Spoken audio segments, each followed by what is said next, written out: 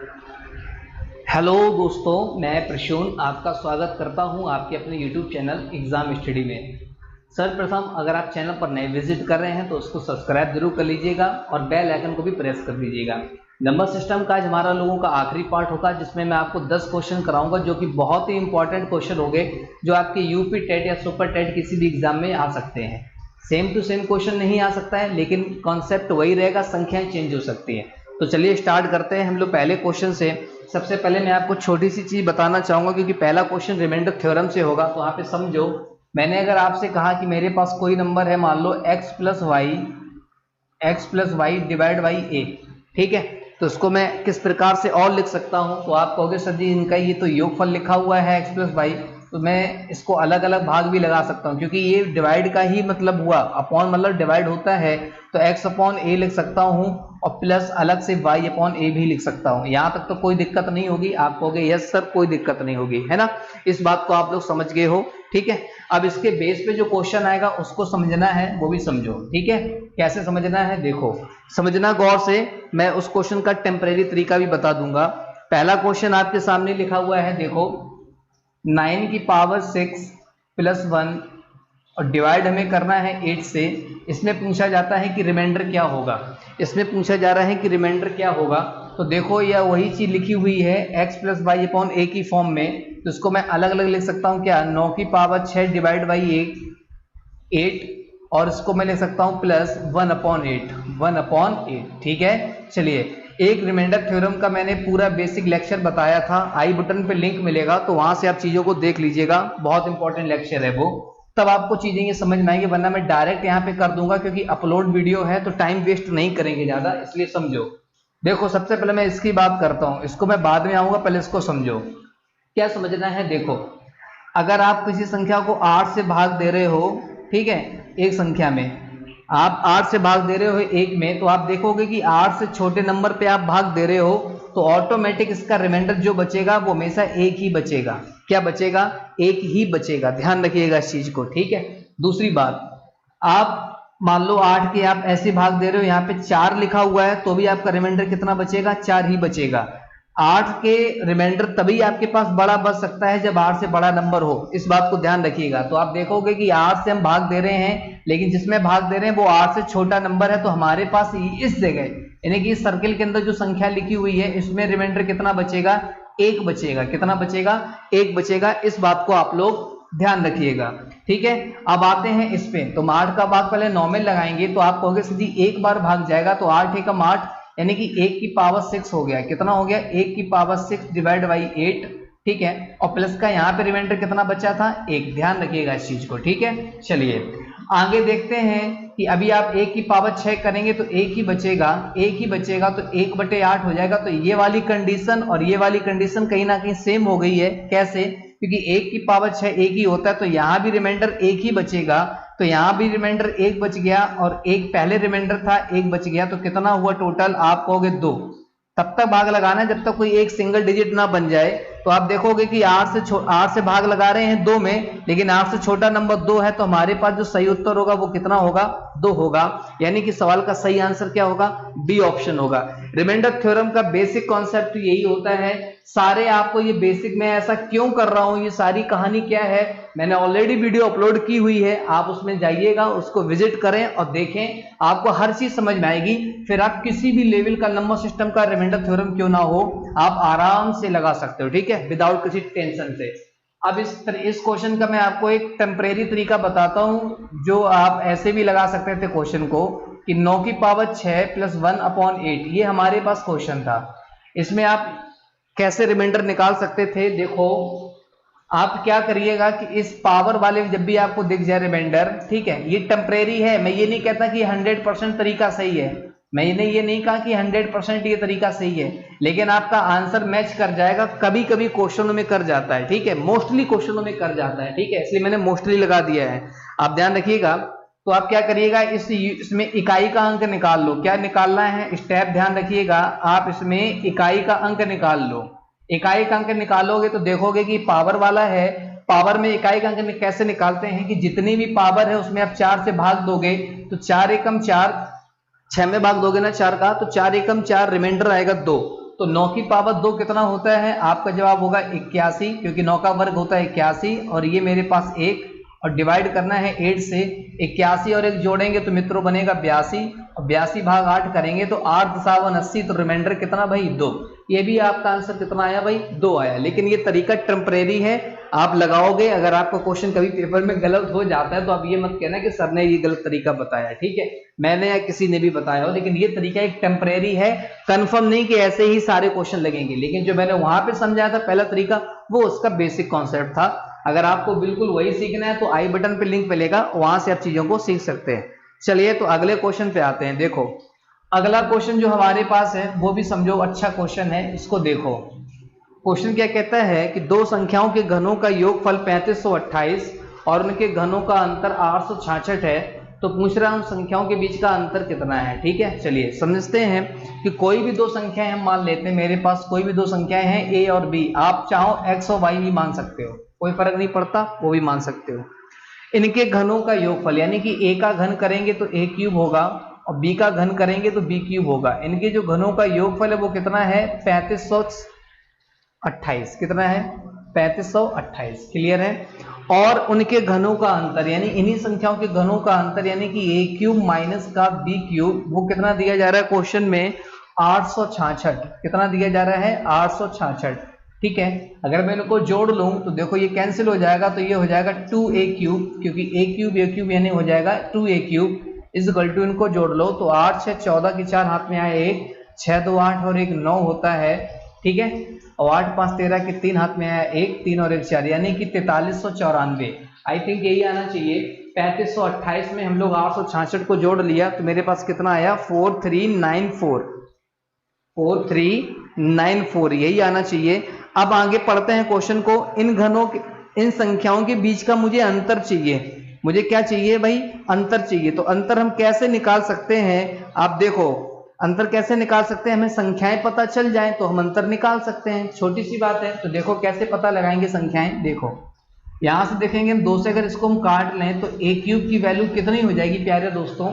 ए cube की value कितनी हो जाएगी? तो आपका जवाब होगा 2 से काट लो भाई, 2 दूनी 4, 2 एकम 2, 19 हो जाएगा और दुनिया में 18, 2 सत्ते 14, यानी कि ए क्यूब की वैल्यू कितनी हो गई? 2197। इस बात को आप लोग ध्यान रखिएगा। तो बताइए यहां से ए की वैल्यू कितनी निकलेगी? 2197 का आप क्यूब रूट ले लो तो ए की वैल्यू आएगी 13। ये 13 का क्यूब होता है 2197। अब आपको 1 से लेकर 20 तक के घन और क्यूब तो आने ही चाहिए, तभी आप पेपर में टाइम बचाओगे, वरना आप बच्चों जैसे तरीका लगाते 2197 का आप लोग घनमूल निकालते इस प्रकार से तो आपका टाइम ही वेस्ट होता, फिर आप कहते कि हमारा टेट नहीं निकल पाया है, ठीक है, या कोई भी पेपर नहीं निकल पाया। ये चीजें आपको पता होनी चाहिए, ठीक है, मिनिमम 20 तक तो पता होना ही चाहिए। उम्मीद है कि आप समझ गए होंगे। तो ए की वैल्यू होगी कितनी भाई? 13। अगर मैं ए की वैल्यू, ए क्यूब की वैल्यू मैं यहाँ पे पुट कर दूं तो ये प्लस का है, उस साइड किसका हो जाएगा? आप कहोगे माइनस का। तो फाइनली क्या बचेगा? मैं डायरेक्ट कर रहा हूं तो बी क्यूब की वैल्यू हो जाएगी कितनी? 3528 और माइनस का हमारे पास बचेगा 2197। क्या इस बात को समझ पाए हो क्या आप लोग? ठीक है, तो यहां से देखो बी क्यूब का मान कितना होगा? 8 में से 7 जाएगा 1, ठीक है, 12 में से 9 जाएगा 3। क्लियर है? यहां से दहलिए तो 4 में से 1 जाएगा 3, बिल्कुल ठीक है भाई। 3 में से 2 जाएगा 1, तो आप देखोगे 13 से 31 किसका क्यूब होता है? तो आपका जवाब होगा 11। यानी कि हमारे पास संख्याएं पता चल चुकी हैं, संख्याएं हमारे पास पता चल चुकी हैं कि ए का मान 13 है और बी का मान 11 है। ठीक है, अब हमसे पूछ रहा है संख्याओं के बीच का अंतर, तो बताइए 13 और 11 के बीच का डिफरेंस कितना है? तो आप कहोगे मेरा जो आंसर होगा वो 2 होगा, यानी कि option number B is correct. अच्छा क्वेश्चन था, अगर आप इसमें थोड़ा सा दिमाग और लगाते थे तो एजम्पशन से आप क्वेश्चन लगा सकते थे। एजम्पशन मतलब आप वैल्यू सोच सकते थे, लेकिन अगर आपसे पूछता है कि संख्याएं बताओ तो वैल्यू सोचना मेरे लिए सरल था, आप लोगों के लिए भी सरल था। लेकिन हमसे संख्याओं का अंतर पूछ रहा है तो ये कंफर्म कह ही नहीं पाते थे कि 13 होगा, 11 होगा, हो सकता है 9 7 हो सकता है 16 17 हो, कुछ भी हो सकता था। इसलिए आपको इस चीज का बेसिक पता होना चाहिए। उम्मीद है कि आप समझ गए होंगे। अच्छा क्वेश्चन था ये, ठीक है। चलिए नेक्स्ट क्वेश्चन पे आते हैं। जो अगला क्वेश्चन है उसको देखते हैं भाई, वो क्या कहता है। आप लोगों ने एक फॉर्मूला पढ़ा होगा, भाज्य बराबर भाज्य गुणे भागफल धन शेषफल। ठीक है, मैं लिख देता हूं, जिसको पता है अच्छी बात है, जिसको नहीं पता वो सीख जाएगा। भाज्य बराबर भाजक गुणे भागफल। दोस्तों आप टेंशन ना लेना, जितना मैं बता दूंगा टेट में एक भी चीज बाहर नहीं जाएगी, चाहे आपका प्राइमरी हो चाहे जूनियर हो। मैं गणित की बात कर रहा हूँ, सारे सब्जेक्ट की बात नहीं कर रहा हूँ, ठीक है। ये शेषफल होता है भाज्य बराबर भाजक गुणे भागफल धन शेषफल। क्वेश्चन को पढ़ो, भाजक भागफल का 2 गुना है तथा शेषफल का 8 गुना है, ठीक है। चलो हमसे भाज्य पूछ रहा है, अगर हमसे भाज्य पूछ रहा है तो 3 चीजें हैं, तो ये तीनों चीजें हमें गिवन होंगी, ठीक है, किसी ना किसी प्रकार से। तो वो कैसे गिवन है वो देखो। सबसे पहले आप लिख लो, मैं यहाँ पे लिख देता हूं ताकि कोई दिक्कत ना हो। मैं लिख लेता हूं यहाँ पे भाजक, मैं यहाँ पे लिख लेता हूं भागफल। देखो टाइम लगने दो, लेकिन आप चीजों समझ जाओगे कि कैसे ये दुगने उगने वाले क्वेश्चन कैसे तोड़े जाते हैं, इनको समझ लो। और लिख लो आप शेषफल एक जगह, ठीक है। अब पढ़ो क्वेश्चन को। क्वेश्चन क्या कहता है, भाजक जो है वो भागफल का 2 गुना है। ध्यान रखिएगा, जो भाजक है वो भागफल का 2 गुना है। अगर मेरे पास भागफल पता होता तो जितना पता होता उसका हम 2 गुना कर देते तो हमें मिल जाता भाजक। क्लियर, समझ पा रहे हो क्या? फिर सुनिए, भाजक भागफल का 2 गुना है। अगर भाजक भागफल में पता होता तो उसका 2 गुना करते तो हमें क्या मिल जाता भाई, भाजक। आगे देखते हैं, तथा शेषफल का 8 गुना है। कौन शेषफल का 8 गुना है? भाजक ही है ना, क्योंकि कोमा के साथ बात जुड़ी हुई है। भाजक भागफल का 2 गुना है लेकिन शेषफल का 8 गुना है, ठीक है। अब इन तीनों चीजों में कोई ना कोई एक चीज जरूर देगा। तो देखो भागफल हमसे बोलता है 32 है, तो देखो भागफल मेरे पास 32 है। अब सवाल को समझिएगा, जो भाजक था वो भागफल का कितने गुना था? 2 गुना था। तो बताइए अगर भागफल 32 है तो भाजक कितना होगा 2 गुना होते हुए? आप कहोगे 64 होगा। कितना होगा भाई? 64 होगा। अभी ये बोलता है जो भाजक है वो से भागफल का तो 2 गुना था लेकिन शेषफल का 8 गुना था। तो शेषफल हमें निकालना है, तो अगर मैं भागफल भाजक में 8 से भाग लगा दूंगा तो मेरे पास क्या निकल जाएगा? शेषफल निकल जाएगा। क्या? क्योंकि ये इसका 8 गुना था। 8 का 8 गुना होता है 64। आप कहोगे यस सर। तो ये सारी चीजें पता चल गई हैं, इन चीजों को यहाँ पे पुट कर दो। तो देखो यार भाजक कितना हुआ? आप कहोगे 64, ठीक है। आपके पास भागफल कितना हुआ? आप कहोगे 32, ठीक है, और प्लस का 8, क्योंकि रिमाइंडर कितना है भाई? शेषफल कितना है? 8। उम्मीद है कि आप समझ पा रहे हो इस चीज को, है ना। तो आप इसको मुझे गुणा करना है, तो आप देखो क्या कर सकते हो, 64 गुणे 32। मैं 32 गुणे 32 कर लूं तो 1024 का दूना 2048, ठीक है। कितना हुआ भाई? 2048। उसमें मुझे 8 ऐड करना है, तो देखेंगे आपका आंसर कितना आ जाएगा? 2056। कितना आंसर आएगा? 2056। Option number D is correct. समझ पाए हो क्या क्वेश्चन को? आसान है। अगर थोड़ी सी भी दिक्कत लग रही हो तो वीडियो को वापस से दोबारा देख लीजिएगा, पीछा करके आपको समझ में आ जाएगा, ठीक है। फिलहाल मैंने कोशिश की है अच्छे से समझाने की।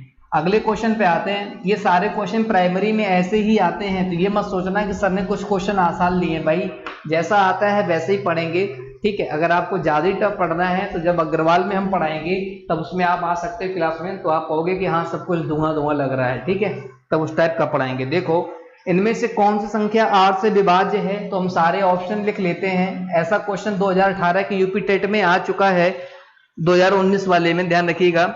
8486 पहला ऑप्शन है, 8486। दूसरा ऑप्शन है भाई 9634 एंड आपके पास थर्ड ऑप्शन है 6463 एंड आपके पास 4 ऑप्शन है भाई 1256। इनमें से कौन सा विकल्प ऐसा है जो 8 से विभाजित है? तो 8 से विभाजता का जो नियम होता है, 8 से विभाजता का नियम होता है कि आखिरी के 3 अंक अगर 8 से कट जाएं तो वो संख्या 8 से विभाजित मानी जाती है। समझ पाए हो क्या? ठीक है। कैसे? देखो 2 से संख्या को विभाजित कब होती है? जब उसके इकाई के अंक में 2 आता हो। इकाई के अंक में 2 आता हो, ठीक है। इकाई के अंक में कितना आता हो? 2 आता हो, तो वो संख्या 2 से विभाजित मानी जाती है। या 2 के मल्टीपल आते हो, 0, 2, 4, 6, 8 ऐसे आते हो, ठीक है। कोई संख्या 4 से विभाजित कब मानी जाती है? जब उसके आखिरी के 2 अंक विभाजित हो जाए। तो आप देख सकते हैं इसमें 4 को क्या लिख सकता हूं? तो आप कहोगे 4 को आप लिख सकते हैं 2 की पावर 2, ठीक है। तो जितनी पावर होगी उतने आखिरी के डिजिट चाहिए। एक और समझ लेते हैं, मैंने बोला कोई संख्या 8 से विभाजित कब मानी जाएगी? तो 8 को लिख पाएंगे 2 की पावर 3, यानी कि आखिरी के 3 डिजिट हमारे पास होने चाहिए। अगर मैं बोलूं कोई संख्या 16 से कब विभाजित होगी तो 2 की पावर 4 होता है। ये एक परिवार की बात है, एक रिदम की बात है, धीमे धीमे आप चीजें समझते रहोगे। 2 की पावर 4 यानी कि आखिरी के 4 डिजिट अगर 16 से कटेंगे तो ही वो संख्या 16 से कटी हुई मानी जाएगी। चलिए इस बात को तो आप लोग समझ लीजिएगा, छोटी सी बात है। तो आप ऑप्शन में देखो कि कौन सा ऐसा ऑप्शन है जिसके आखिरी के 3 अंक 8 से विभक्त हो रहे हैं। तो देखो आखिरी के 3 अंक 8 6 48, शेषफल 6 बचेगा, हटो, नहीं हो सकता।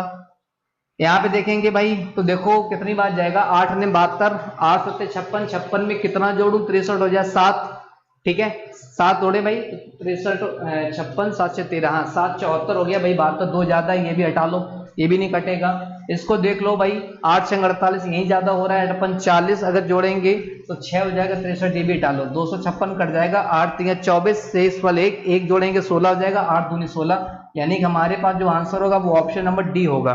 कितना होगा, ऑप्शन नंबर डी होगा। समझ पाए हो क्या इस चीज को, इस चीज को आप समझ पाए हो क्या जो मैं बताना चाह रहा हूं। चलिए तो आगे बढ़ते हैं। और देखो एक संख्या में 2 अंक हैं जिनका योगफल 12 है, यदि इस संख्या में 18 जोड़ दें तो अंक पलट जाते हैं, वह संख्या बताओ। मैंने ऐसे क्वेश्चन आपको बताए थे जब मैंने बताया था कि विभिन्न परीक्षाओं में पूछे हुए यूपी टेट में आए हुए अब तक के संख्या पद्धति के प्रश्न में आपको मैंने ऐसा क्वेश्चन कराया था। तो मैंने आपसे कहा होगा कि ऐसे क्वेश्चन हमेशा आप ऑप्शन सही लगाएं अगर आपको टाइम बचाना है और क्वेश्चन सही करना है तो, वरना आपका क्वेश्चन गलत भी हो सकता है। ठीक है दोस्तों, एक बात ध्यान रखना कि कोई भी कंपटीशन का पेपर देने जाओ वहां पे हमें होशियारी के साथ साथ कभी कभी होशियारी गलत साबित हो जाती है, इस बात को भी ध्यान रखें। अगर क्वेश्चन में आप जबरदस्ती सरल क्वेश्चन को जबरदस्ती बेस बना के खींच रहे हो तो मेरी नजर में बेवकूफ़ी है, इसको बेवकूफ़ी बोलते हैं। आपको वहां पे टाइम बचाना है क्योंकि मैं आगे और भी क्वेश्चन करने हैं, ठीक है, मौज मस्ती में पेपर नहीं दिया जा सकता, ध्यान रखिएगा। तो देखो बोलता है कि अंकों का योगफल 12 है। सबसे पहले देखते हैं कि अंकों का योगफल 8 से 12, 7 5 12, 7 5 12, 8 से 12, यानी कि पहले ऑप्शन पहली कंडीशन के हिसाब से सारे ऑप्शन ठीक है। आगे बढ़ते हैं, आगे क्वेश्चन में बोलता है यदि संख्या में 18 जोड़ दें तो मैं 48 में 18 जोड़ देता हूं, 8 और 16 की 6 हाथ में आया, 1 4 1 5 6, बोला कि 18 जोड़ने पर अंक पलट जाते हैं, यानी कि अगर मैं 48 में 18 जोड़ता तो हो कितना जाना चाहिए था, 84, लेकिन ऐसा तो हुआ नहीं, तो ये पहला ऑप्शन गलत हो गया। 57 में मैं 18 जोड़ता हूं, देखो 8 7 15 की 5 हाथ में आया, 1 5 1 6 1 7, आप देखोगे 57 में जैसे मैंने 18 जोड़ा तो 75 हो गया, यानी कि यही ऑप्शन मेरा सही होगा। तो हमारे पास जो राइट आंसर होगा वो कितना होगा, 57। अब आप देख लो ये किस ऑप्शन में है, तो ऑप्शन नंबर आपका बी आपका बिल्कुल करेक्ट है। 57 में आप 18 जोड़ोगे तो नहीं बनेगा काम, 93 हो जाएगा, तो 93 75 का उल्टा तो है नहीं, तो आप कोई नहीं ऑप्शन बनेगा, सिर्फ एक ही ऑप्शन बनेगा। ठीक है, क्लियर है। वरना इसका लगाने का जो तरीका है मैं आपको बता देता हूं, आप ऐसे लगा लीजिएगा कि कोई भी 2 अंक मान लो, इकाई का अंक x मान लेना और दाई का मान लेना आप लोग y, इनके अंकों का योगफल यानी कि x प्लस y की जो वैल्यू है वो 12 के बराबर है। ठीक है, और 2 अंकों से बनी जो संख्या होती है वो होती है 10x प्लस का y। आप इनको पलट लेना, ये कर लेना, वो कर लेना, सारी चीजें हैं। ठीक है, आप ऐसे भी लगा सकते हो। चलिए क्वेश्चन नंबर 7 पे आओ। क्वेश्चन नंबर 7 बोलता है संख्या 29 को द्विधारी पद्धति में बदलिए। संख्या 29 को बाइनरी सिस्टम यानी कि द्विधारी पद्धति में बदलिए। तो कैसे बदलते हैं, देखो द्विधारी पद्धति में कभी भी बात करें तो हमेशा आप भाग 2 से लगाओ। किससे भाग लगाओ, 2 से भाग लगाओ, और यहां पर लिख लिया करो शेष। ठीक है, और यहां पे लिख लिया करो शेष। तो देखो 14 दूनी 28, शेषफल 1, फिर 2 से भाग लगाओ, हमेशा 2 से भाग लगता है। त्रिधारी की बात करेगा तो 3 से, द्विधारी की बात करें 2 से, तो 2 सत्ते 14, शेषफल 0, फिर 2 से भाग लगाओ, 2 3 6, शेषफल 1, फिर 2 से भाग लगाओ, 2 1 2, शेषफल 1, और तब तक भाग लगाते रहो जब तक कि यहाँ पे 2 से छोटा नंबर ना आ जाए, यानी कि अब देखो अब तो भाग लगेगा नहीं। ठीक है, तो द्विधारी जो संख्या निकालने तरीका वो यहाँ से पकड़ो और यहाँ तक चले जाओ, इनको ऐसे जोड़ दो, मतलब जोड़ने का मतलब है कि ऐसे लिख लो।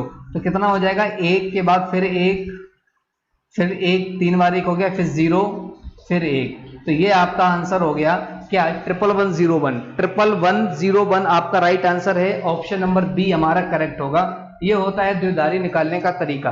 त्रिधारी होता तो 3 से भाग लगा देते, द्विधारी है तो 2 से भाग लगा देंगे। ठीक है भाई, चलिए कभी कभी इसका उल्टा भी पूछता है कि ऐसे दे देगा, इसका बताइए रूपांतरण कितना होगा, 29 होगा। वो कैसे होगा जब प्रैक्टिस करेंगे मैं आपको बता दूंगा। ठीक है, अभी टाइम इतना वेस्ट हो जाएगा इस वजह से। ठीक है, चलिए आप समझ पाए हो क्या। देखो अगला क्वेश्चन ये हमारे पास है, ऐसा क्वेश्चन 2018 में आया था, ध्यान रखिएगा। ठीक है, ऐसे ही क्वेश्चन, और मैंने परसों नोट्स की क्लास में कराया भी था। वो स्क्वायर था, ये क्यूब है। ठीक है, तो देखो क्वेश्चन क्या कह रहा है कि 1 cube plus 2 cube plus 3 cube, ठीक है, और प्लस डॉट डॉट 9 क्यूब। ये बोलता है क्वेश्चन हमें गिवन है 2025 के बराबर।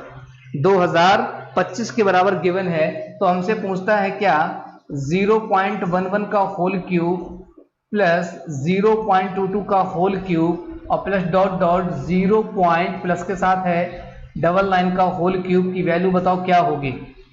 दोस्तों मैंने आपको क्वेश्चन करने का तरीका समझाया था कि कैसे करना है। तो आप देखो यहाँ पे 0.11 हम अगर कॉमन ले लेते हैं होल क्यूब के साथ तो इनटू में फिर कितना बचेगा, तो आप कहोगे 1 क्यूब 2 क्यूब ऐसे डॉट डॉट लिखे रहोगे, आगे बचेगा 9 क्यूब। क्या मुझे इस चीज का मान पता है क्या? आप कहोगे यस सर हमें पता है। तो 0.11 का होल क्यूब मल्टीप्लाई इसका मान हमें गिवन है कितना 2025। मैंने आपको इस जगह भी सॉल्व करना बताया था, यहाँ पे कभी भी क्यूब करने की कोशिश मत करना, आप गलती कर बैठोगे। तो इसको हम क्या लिख सकते हैं, तो आप कहोगे इसको हम लिख सकते हैं 11/100 लिख सकते हैं का होल क्यूब मल्टीप्लाई 2025। समझ पाए हो क्या इस चीज को? बोलो। आप देखो 11 का क्यूब कितना होता है, आप कहोगे 1331 होता है। डिवाइड करेंगे 100 का क्यूब है तो हम 100 को 3 बार लिख लेते हैं, 100 इंटू 100 इंटू 100। कैलकुलेशन खुद से आसान भी बनाई जाती है प्यारे दोस्तों, ध्यान रखना। तो 2025 समझ पाए हो क्या इस चीज को? तो देख लो अगर मैं इसको काटने की कोशिश करूं तो 1331 है ना, 100 लिखे कि 11/100 हो जाएगा क्यूब, बिल्कुल ठीक है। अब आप देख लो 1331 लिखा हुआ है, अगर मैं इसको 2025 से मल्टीप्लाई कर लूं और डिवाइड कर दूं किससे 100 इंटू 100 से, 100 इंटू 100 से, बात समझ पाए हो क्या? 100 इंटू 100 से मैं डिवाइड कर दूं तो देखो कितना आंसर आएगा 2.69 के करीब आंसर आना चाहिए, 2.6952। ठीक है, यानी कि ऑप्शन नंबर बी। इसको आप सॉल्व कर लेना तो आपका आंसर आएगा 2.692। ठीक है, समथिंग आपका आंसर आएगा। तो ये किस ऑप्शन में है?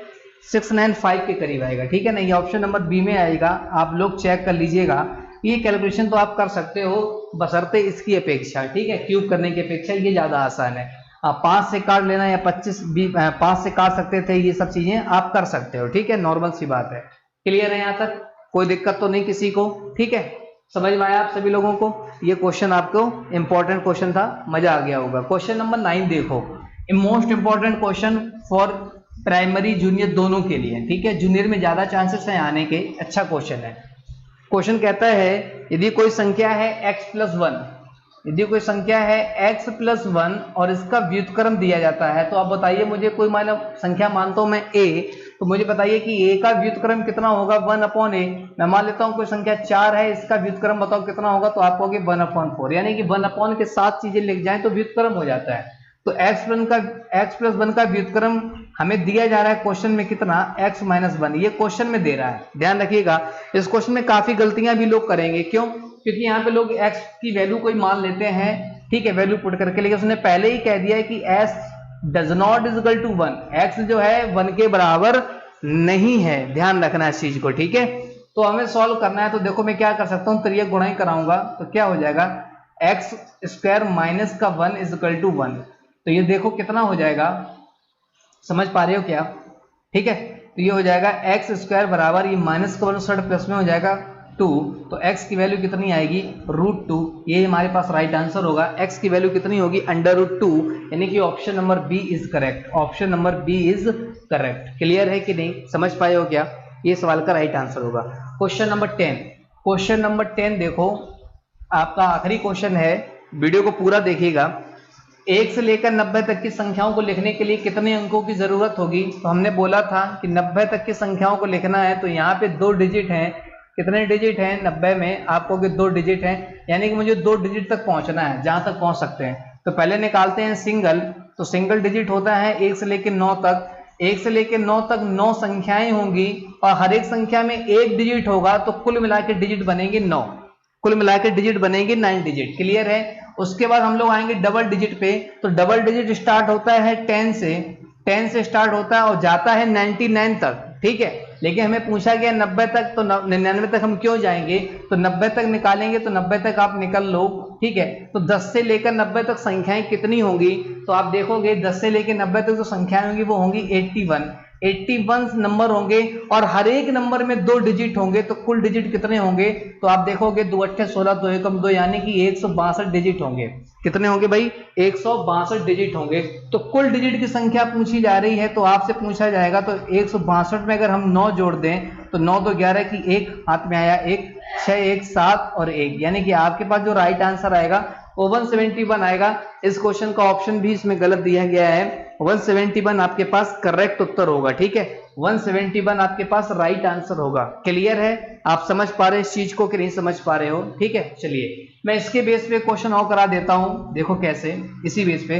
वैसे मैंने कहा कि 1 से लेकर 50 तक की संख्याएं लिखने के लिए कितने अंकों की जरूरत होगी, तो आप सबसे पहले सिंगल निकालेंगे। तो सिंगल 1 से लेकर 9 तक 9 नंबर होंगे, हर एक संख्या में 1 डिजिट है, तो कुल मिला के 9 डिजिट होंगे। क्या आपको हो गई? यस। उसके बाद हम डबल जाएंगे, तो डबल हमारा कहाँ होगा? 10 से लेकर 50 तक, क्योंकि हमें इससे आगे नहीं जाना है, 50 तक ही निकालना है। तो 10 से लेकर 50 तक संख्याएं कितनी होंगी? तो आपका जवाब होगा 41 संख्याएं होंगी, 41 नंबर होंगे और हर एक नंबर में 2 डिजिट होंगे, तो कुल मिला के कितने डिजिट बने? आप कहोगे 82। तो हमसे पूछेगा टोटल डिजिट 82, 9 जोड़ेंगे तो आपका उत्तर कितना आएगा? 91 डिजिट। यही आपका राइट आंसर हो जाएगा। क्लियर है? आप समझ पा रहे हो क्या? ये सवाल का उत्तर हो गया। ऑप्शन चेक कर लीजिएगा, 1 से 71 होगा, ऑप्शन नहीं दिए गए हैं, ये मिस्टेक हो गई है। आज के क्वेश्चनों में 2 ऑप्शन की मिस्टेक थी, फिलहाल आंसर सभी के सही थे। ठीक है दोस्त, उम्मीद है कि आपको वीडियो पसंद आया होगा। अगर आता है तो लाइक कर लें, कमेंट कर दें और अपने दोस्तों में शेयर भी कर दें। थैंक यू दोस्तों, मिलते हैं ऐसे किसी मजेदार वीडियो में, तब तक के लिए नमस्कार, जय हिंद, थैंक यू।